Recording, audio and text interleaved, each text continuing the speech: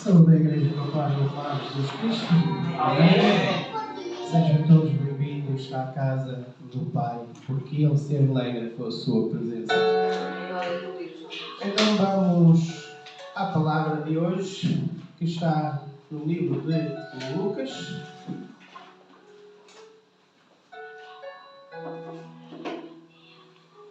Ou a base principal está em Lucas.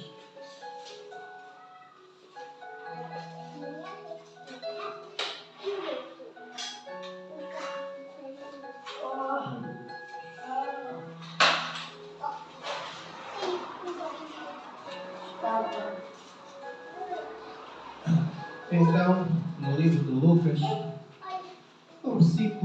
no capítulo 23,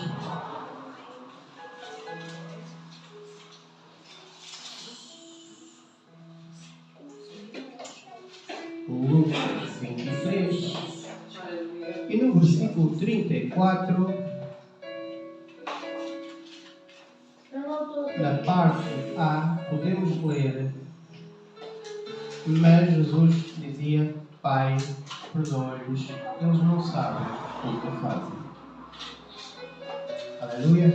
Mostrei só este bocadinho deste versículo, deste capítulo, onde Jesus diz: perdoa-lhes, eles não sabem o que fazem. Creio que todos sabem que Jesus neste momento estava na cruz. Jesus estava a ser chicoteado. Jesus estava a ser levado ao ponto mais alto da sua missão aqui na terra, que era ser morto. Aleluia! Então, Jesus estava no ponto auge da sua carreira, do seu ministério aqui na terra. E estava no ponto alto que a sua espiritualidade também estava de forma elevada. Que conseguia ver aquilo que mais ninguém via, conseguia sentir aquilo que mais ninguém sentia. Então significava que ele estava verdadeiramente ligado ao Pai. Ao ponto que ele estava ali e dizia: Pai, perdoa-lhes, que eles não sabem o que fazem. Mas ali estavam todos aqueles que o queriam maltratar. Mas ele via lá junto dele o Pai, o nosso Pai, o nosso Deus. Agora imaginamos nós no lugar de Jesus, a passar por esta agonia, por esta intensa dor física. E eu creio que todos nós, com um instinto de homem normal, iríamos ficar bloqueados, não iríamos pensar em mais nada. E certamente, se a gente pudesse ter uma fuga, fugiria ou iria mesmo entrar em confronto físico com aqueles que nos estavam a fazer mal. Mas, no entanto, com Jesus foi bem diferente. Foi bem diferente que ele chegou ao ponto, como a gente já leu, dizer: Pai, perdoa-lhes, que eles não sabem o que fazem.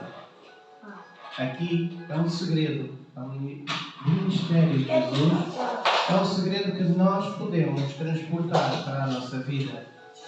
Quanto mais nós estivermos ligados ao Pai, quanto mais nós estivermos ligados espiritualmente, quanto maior for a nossa espiritualidade, mais a gente consegue superar tudo aquilo que possa vir para nos afrontar. E certamente iremos chegar também ao ponto de virar para os nossos inimigos, para aqueles que nos tratam mal, para aqueles que nos perseguem: Pai, perdoa-lhes, eles não sabem o que fazem. E certamente isto é a maior arma que nós podemos ter e é o maior combate que nós podemos fazer com aqueles que mal nos tratam. Então, mesmo Jesus, diante desta imensa agonia, que eu acho que nenhum de nós, se calhar, consegue imaginar o que ele sofreu, a agonia que ele teve, através desta espiritualidade, Jesus conseguiu superar todos os instintos humanos.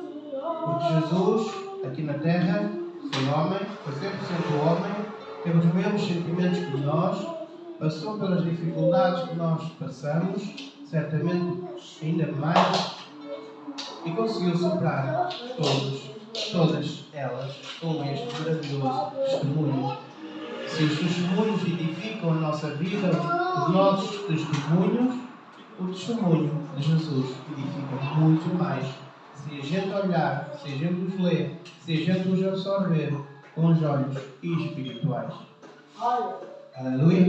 Então nós temos que, no nosso dia a dia, desenvolver uma profunda espiritualidade, de forma a que nós consigamos superar tudo que vem para nos atacar, tudo que vem para nos derrotar, tudo que vem para nos esmorecer, tudo que vem para que a gente possa ficar aprisionados aos nossos instintos, às nossas emoções e ao nosso descontrole emocional e espiritual. Porque o inimigo sabe, se nos abater, se nos desmorecer, se nos entristecer, os nossos instintos humanos vai ser ficar quietos, vai ficar à procura de uma solução pela nossa própria força, quando podemos buscar a força, o poder e a estratégia através do Espírito Santo. Amém? Então, os nossos instintos humanos, pela carne, é a gente fazer a vingança, é a gente defender na hora, fisicamente, ou mesmo se nos ofendem verbalmente, a gente, carnalmente, a nossa vontade é também fazer o mesmo, e acabamos por esquecer aquilo que nós buscamos, aquilo que nós sabemos, aquilo que Deus e Jesus nos exorta a cada dia na sua palavra. Então nós temos que cada vez mais procurar abater o nosso eu, fazer uma guerra com nós próprios e buscar cada vez mais a glória, o Espírito de Deus para a nossa vida. Então, nós podemos fazer vários testes ao longo da nossa vida, ao longo do nosso dia, para ver como é que é a nossa vida com Deus. E os testes não são difíceis de fazer. Os testes basta nós fazer uma autoanálise para que consigamos ver qual é a nossa relação com Deus. Então, se todos nós perguntarmos diariamente a nós próprios: quanto tempo é que eu passo com Deus? Há coisas na minha vida que interferem na construção com a vida com Deus?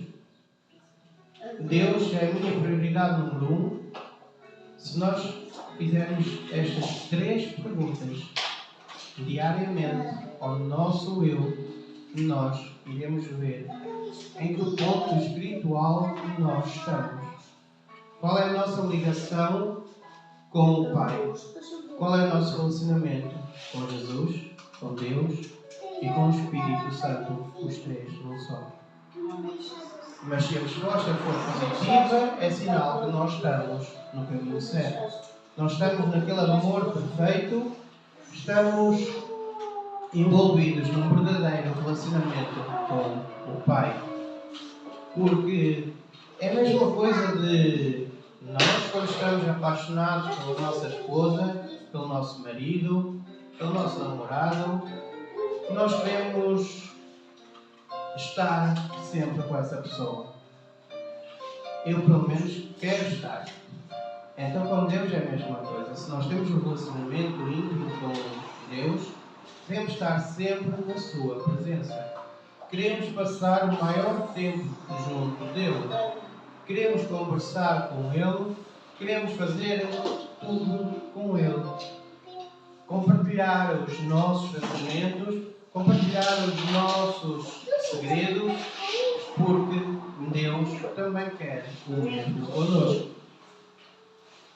Porque se a gente está com Ele, Ele se revela a nós nos revelamos a Ele, e segredos estão ali trocados entre nós e Ele, para que a nossa vida possa fluir, para que nós consigamos assim andar no caminho certo, que é Jesus. Para que nós consigamos buscar o nosso propósito aqui na Terra. Porque todos nós temos um propósito. Nós é que muitas vezes nos desviamos, nós muitas vezes é que colocamos o nosso foco e andamos aí a vaguear à procura qual é o propósito de Deus para as nossas vidas. Então, nós temos que recordar, nós temos que buscar conhecimento bíblico para saber quem verdadeiramente, muitas vezes, é Jesus. Porque nós muitas vezes dizemos que conhecemos Jesus, mas verdadeiramente esquecemos de quem é Jesus. Então, muitas vezes, e diversas vezes, temos que recordar quem é este homem, Filho de Deus, que veio à Terra em carne para passar por aquilo que a gente passou, para nos deixar um legado para que a gente possa buscar o caminho certo de Deus. Então, Jesus, no livro de João, e no versículo 14, ou no capítulo 14 e no versículo 6, ele diz que eu sou o caminho, a verdade e a vida. Ninguém vem ao Pai a não ser por mim. Jesus disse que é o caminho, é a verdade e é a vida. E ninguém vai ao Pai senão por Ele. Então não há outra forma de a gente chegar a Deus, não há outra forma de nós chegarmos ao Pai a não ser por Jesus. E no livro de Timóteo, ele também diz que é o único mediador entre nós e Deus. Por isso não há outra forma que nós consigamos chegar a Deus a não ser por Jesus. Ele não é um caminho, ele é o caminho. É diferente de ser um caminho, significa que é um dos, ou há mais caminhos. Então Jesus diz aqui que é o caminho. Se é o caminho, não há mais nenhum pela qual, a não ser por Jesus Cristo, seu Filho, que é o intermediador entre nós e o Pai.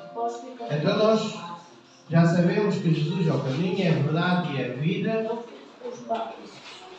E como ter um relacionamento junto dele, junto do Pai. Isso também podemos ler no livro de João, no capítulo 14, do versículo 11 até o 17. Podemos ler que crede que eu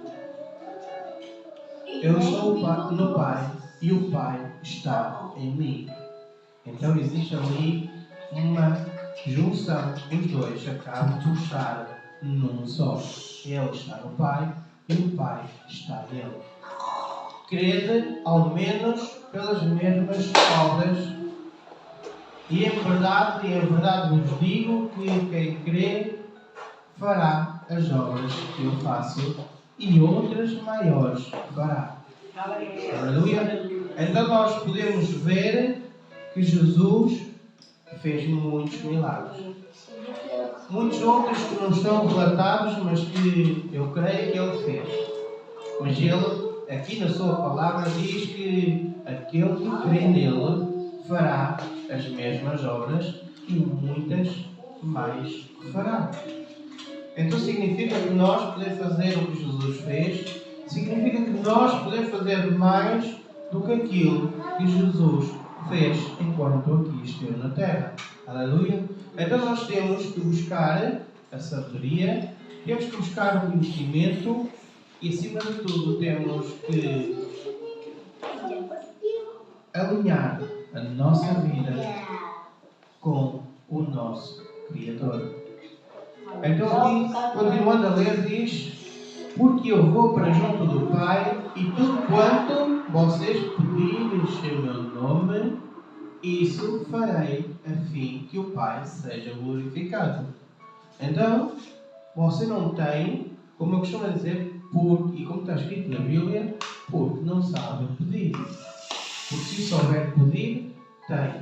Mas se não tem, é porque alguma coisa está menos bem. É porque a conexão com o Pai certamente não está de forma correta.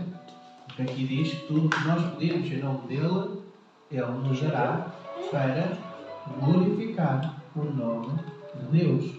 Então tudo o que nós pedimos tem que ser consagrado a Deus.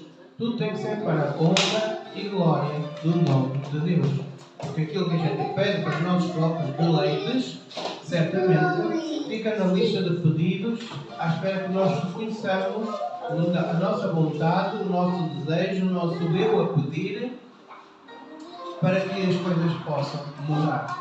Porque Deus dá tudo que seja para o nosso bem, para o nosso benefício. Porque aquilo que não é para o nosso benefício e que seja supérfluo, Deus não nos irá conceder. Porque senão teríamos tudo aquilo que nós queríamos e não precisamos, se calhar, mostrar daquilo que nós queremos na nossa perspectiva, na nossa visão.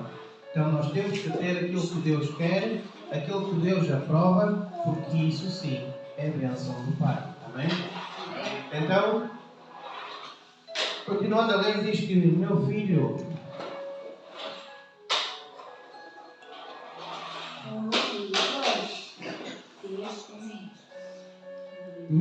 se pedires alguma coisa em meu nome, eu farei.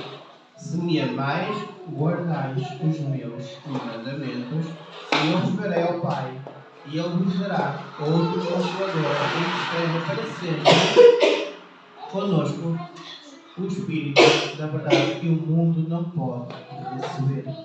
Então aqui vemos que Jesus pede ou roga por nós ao Pai para que nós possamos ter um Consolador aqui nos nossos dias, que é o Espírito Santo. Porque Jesus foi fazer as nossas moradas. Jesus subiu aos céus, mas deixou aqui o seu Espírito Santo, que é a mesma coisa de Jesus Cristo em carne. Porque o Espírito Santo está connosco em qualquer lugar, em qualquer sítio, em qualquer momento que nós queiramos, Ele está pronto a nos consolar, pronto a nos direcionar, pronto a nos capacitar, pronto a nos livrar, pronto a dar-nos a estratégia certa para que as provas sejam superadas em nome de Jesus. Porque o mundo, esse sim, não conhece o Espírito Santo, então muitas vezes não crê naquilo que a gente crê, ou não consegue acreditar naquilo que a gente vê, naquilo que a gente sente, naquilo que a gente diz que é a verdade e que está escrita na Bíblia, mas eles acham que é uma loucura de nós. Acham que nós somos atrasados mentais em adorar, em estar todos os domingos a louvar ao nosso grandioso Deus, que nós somos ignorantes ao ponto de nos deixarmos levar por doutrinas erradas. Mas quem está errado não somos nós, é o mundo. Mas é o mundo que lhes dá tudo, é o mundo que os torna felizes, mas um dia o mundo não os vai salvar. Então nós podemos ter tudo isso que eles acham, mas nós buscamos a vida eterna, a vida para além da morte, a vida que jamais acaba, porque nós deixamos de ter este corpo, mas continuamos vivos ao lado de Jesus Cristo. Aleluia! Porque o Espírito Santo habita connosco, está em nós, e é isso que nós queremos, independentemente daquilo que pensam ou não. Porque esta é a verdade, este é o conhecimento de todos aqueles que começaram a andar, a buscar Jesus, aqueles que começaram a ouvir a palavra e aquele que o Espírito Santo os convenceu para um dia aceitarem Jesus como o seu Salvador. E a coisa melhor é nós proclamarmos, nós um dia termos tido a oportunidade de aceitar Jesus na nossa vida, e será o melhor momento da vida daqueles que ainda não têm, daqueles que ainda não declararam que Jesus é o único e suficiente Salvador da sua vida, é o momento melhor que nós podemos ter a partir daí. Quando nós declaramos, quando nós o aceitamos e quando nós vivemos com Jesus na nossa vida, o barco fica bem mais leve e as tempestades não metem medo nenhum a nós. Então, se nós todos que já o fizemos, todos nós queremos o relacionamento com o Pai e todos nós certamente já reparou no restauro da nossa vida após receber Jesus como o único e suficiente Salvador da nossa vida. E todos aqueles que recebem o Espírito Santo, Jesus, nas vidas, ou em cada uma da sua vida, poderão viver o que o Salmo 1 assim diz que é: bem-aventurado o homem que não anda segundo o conselho dos ímpios, nem se detém no caminho dos pecadores, nem se senta na roda dos escarnecedores, mas o seu prazer está na lei do Senhor, e na sua lei medita de dia e de noite. Ele, aquele que recebe o Espírito Santo e Jesus, é como uma árvore plantada à beira do rio, que produz os seus frutos na estação certa e as suas folhas não murcham. Ele prospera em tudo que faz. Aleluia! Então, estas são as características daquele que um dia recebeu, que um dia declarou que Jesus seria o único e suficiente Salvador da sua vida.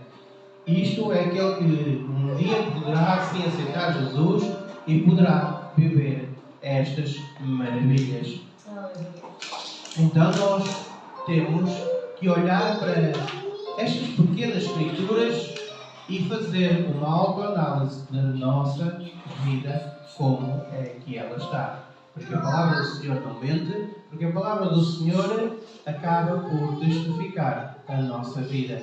E se a nossa vida, alguma coisa não está de acordo com a palavra, nós temos que ver onde está o pequeno nó que não deixa que a nossa vida continue a desenrolar para a honra e glória do nome de Deus.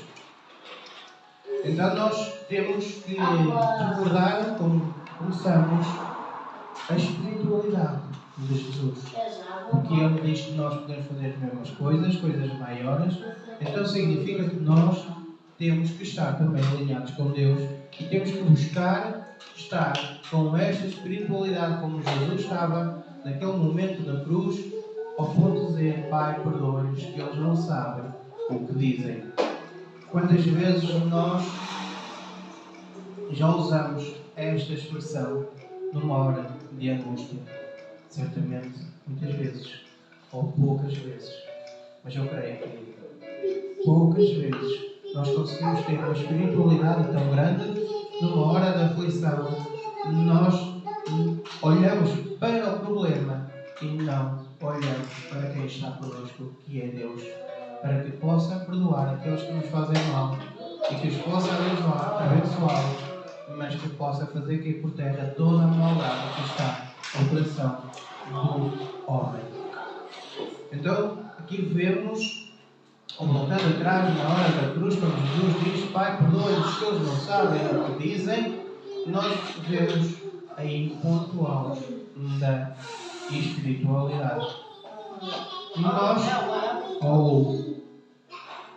Nós conseguimos imaginar, mas aqueles que lá estavam ouviram aquelas palavras, certamente olharam para um lado e olharam para o outro e disseram: mas onde é que está o pai dele? Quando ele diz: Pai, perdoa-lhes, que eles não sabem o que dizem, estava lá, mas não estava visível. Estava lá por meio do Espírito, porque aqueles malfeitores só conseguiam ver a cruz, só conseguiam ver os pregos, o sangue e o gemido. É isso que, quando vêm a fazer mal a nós, é isso que os malfeitores olham para nós, para o nosso sofrimento, para a nossa tortura, e não conseguem ver mais nada para além da sua maldade. E aqui Jesus diz: Pai, perdoa-lhes que eles não sabem o que dizem, porque eles só estavam mesmo a ver os pregos, a cruz, o sofrimento de Jesus, a sua agonia e o seu gemidos. Mas Jesus ali mesmo, apesar de toda esta agonia, conseguia ver aquilo que mais ninguém via. Conseguia sentir a presença do Pai ali perto, ao ponto de dizer: Pai, perdoa-lhes, eles não sabem o que dizem. Então nós temos, mais uma vez recordo que, apesar de toda a agonia que possa vir contra nós, todo o mal, nós temos que superar os nossos instintos humanos, assim como Jesus superou.